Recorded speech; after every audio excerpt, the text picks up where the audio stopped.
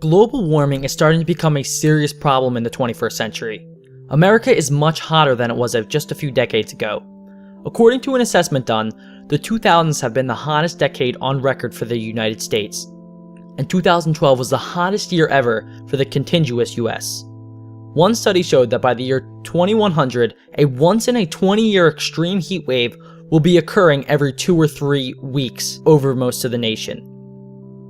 As one can tell, global warming is a real threat that needs to be dealt with fast, or else we will experience the devastating effects of it within the next century. Global warming is indeed affecting the whole entire world.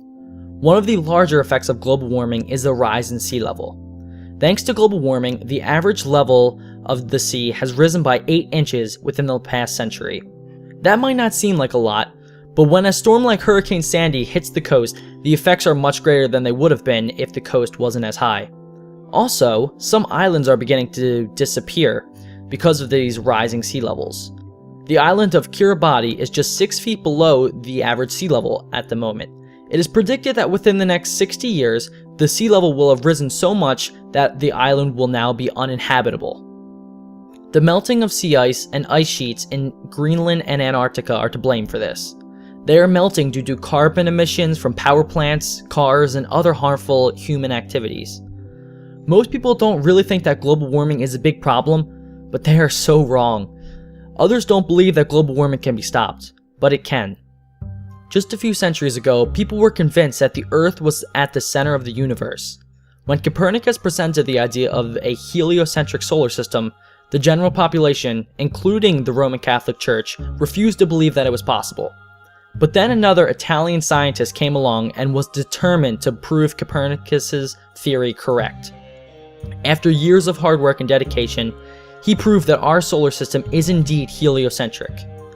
Sadly though, the church declared Galileo and his ideas heretic because they were against the church's teachings. Galileo had the choice to die or to deny that the earth revolved around the sun. He chose to deny it, though he was right. But his findings paved the way for other great thinkers to discover other great things. And in 1992, the church actually took back Galileo's sentence. Even though it took some time, Galileo persevered and eventually his ideas were accepted. I want to change the world just like Galileo did, and you should too. There are actually many little things that you could do to help stop global warming.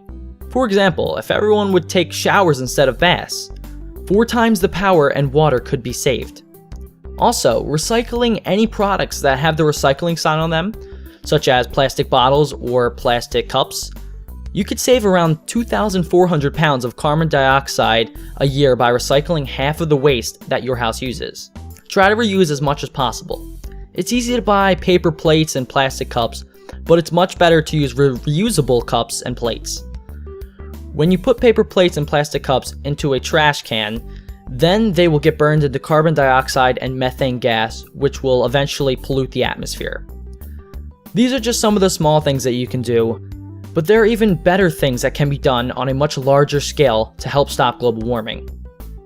A big problem across the world is that we are still using fossil fuels, which is a non-renewable resource that pollutes the air. There are so many other clean renewable resources on this earth. Sunlight is a great example of a renewable clean energy source. The energy from the sun can be harvested by solar panels to create electricity. Also, wind and water turbines can generate power as well. If the world could just make the transition to clean energy, then global warming would become obsolete. Everyone's house could run solely off of solar panels and wind turbines, and people could use smart cars that utilize electricity. It would literally be the perfect community. The world needs to decide what they want. Do you want to destroy the only habitable place for us to live on? Or do you want to make the world a better place?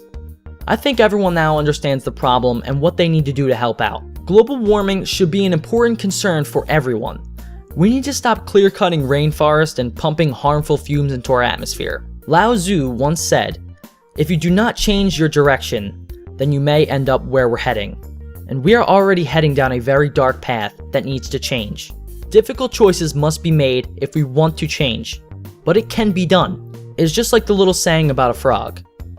If it is put into a boiling hot pot of water, it will jump out. But if that same frog is put into cold water, that is slowly heated, it will not perceive the danger and will be burned alive. It's the same thing with pollution. If we don't realize now that we are slowly being boiled, it may eventually be too late to jump out.